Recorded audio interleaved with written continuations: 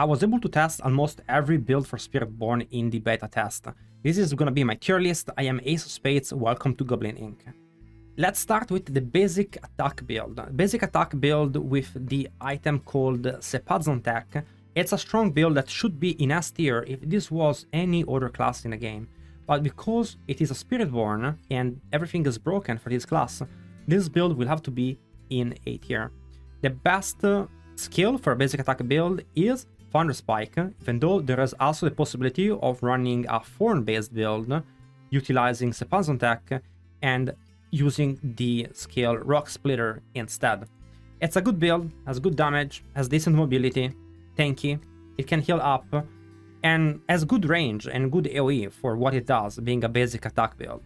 And yeah, it does a lot of damage. It's still gonna probably be hitting for hundreds of millions of damage, but because Spiritborn can hit for billions, that's not gonna be enough. Next build, continuing on the Sepazon Tech basic attack build, we're gonna talk about Thorn. Why am I talking about Thorn and basic skills together? Well, there is a skill called Rock Splitter. Rock Splitter says increases your Thorn by 80 for 5 seconds and your third attacks deal 100% of your thorns to enemies. Now, this is extremely important for the reason that applying thorns with a basic skill or with another skill, for example, Bristling Vengeance, makes payback echoes forward and additionally deals 70%, 80% of your thorns damage to enemies. This is different than using the main Spirit Hole for Gorilla. Why is that? Let's analyze it. Casting a Gorilla skills deals 200 thorns damage to enemies you hit and grants a barrier. Okay. Now, this doesn't benefit from any multiplier of skills. This is purely the thorn damage you're dealing and doesn't benefits from any skill. Instead, if I use my Rock Splitter or if I use my payback aspect, this 70% damage and this 100% thorn damage benefits from all the multipliers from skills, basic attacks, anything you can think of that will scale Rock Splitter damage is gonna scale on this. So it is kinda not great for thorns, and that's why Thorn honestly might be on the lower end of A tier, in my opinion. It's definitely not gonna be S tier, and it's not gonna be a top build for Spiritborn this season. On that, I can guarantee you guys. Still, a very strong build that should be respected. Next on the list, we're gonna talk about the main big hitters of the build.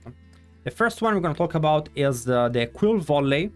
Quill Volley build is very strong. It is a Kepeleke build, and Kepeleke build are gonna be dominating the meta for Spiritborn.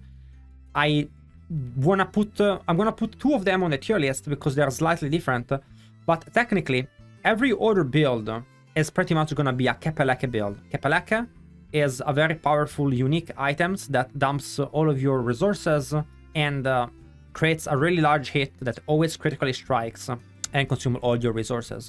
The best way to utilize this is one of two ways. The first one is Quill Volley, which is an eagle skill. Does a lot of damage. It's like a shotgun. I made a full build guide for that.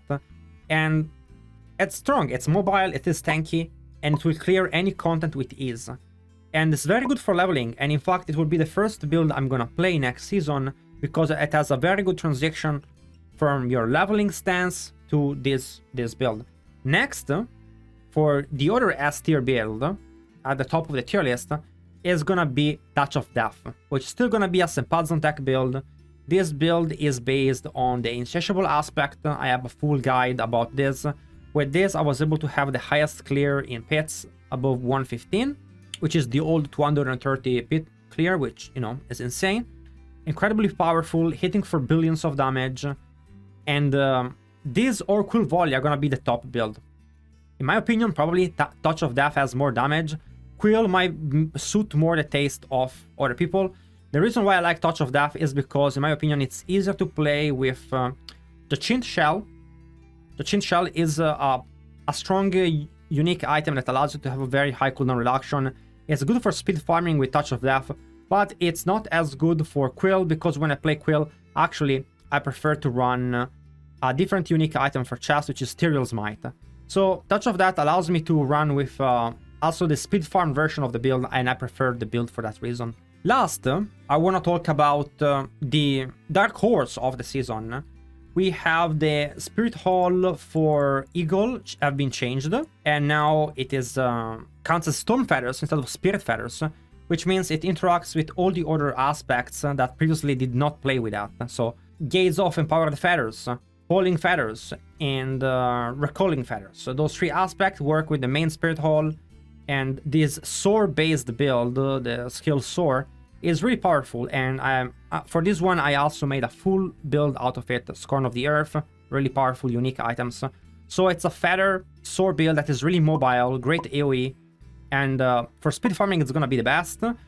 In terms of damage, it's gonna be high damage, enough to clear Tormented 4, but it will not push as high. Kinda hard to put this build in tier list.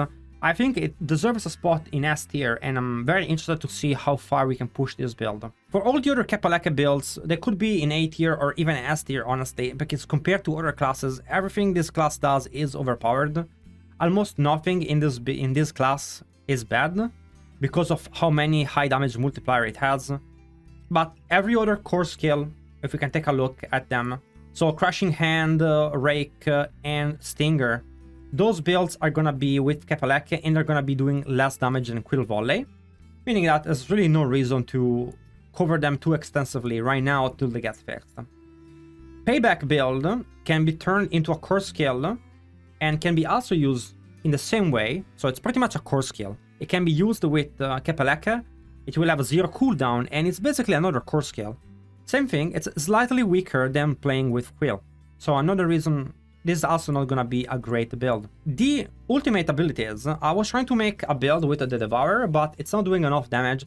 So for this season, Devourer, Hunter, Seeker, and Protector, I wasn't able to make them work as standalone builds, so they will not be on the tier list. And last is gonna be, some people are gonna ask about Razor Wings.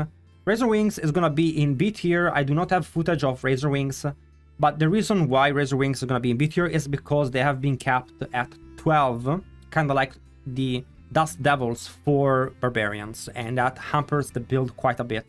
Hope you guys enjoyed the quick video. The builds I talked about are gonna be in the description, and enjoy Spiritborn. See you on the next one.